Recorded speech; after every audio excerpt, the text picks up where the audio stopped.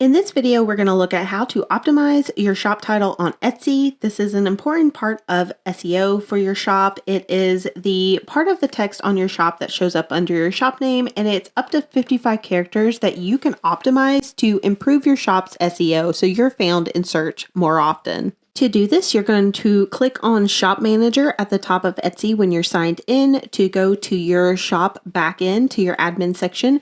And then over on the left-hand side under Sales Channels where your shop name is, you're going to click on the pencil icon that brings you to your shop so that you can edit things on your shop page.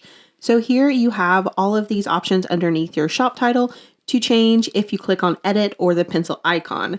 The shop title is the text right below your shop name, and this is something you can optimize with things like your keywords for your shop. Once you click on that pencil icon, a pop-up will come up for your shop title, and here you can change what the shop title is. So you can add keywords or things that you are now trying to rank for in search, and this is going to be what shows up in Google search results when people search for either your shop or for the things that you're selling.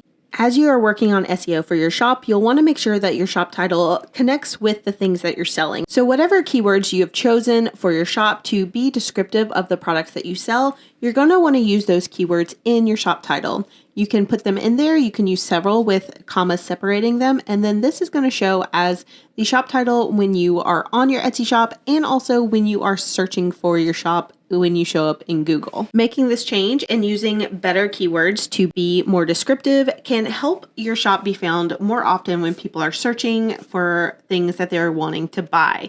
If you have a strong brand name or tagline, you can use it here. But more often, it's better to use keywords for what you're selling in case people are searching for those keywords and you want your shop overall to have strong SEO. I hope this Etsy tutorial was helpful for you. Definitely check out the next video for more ways to improve your Etsy shop.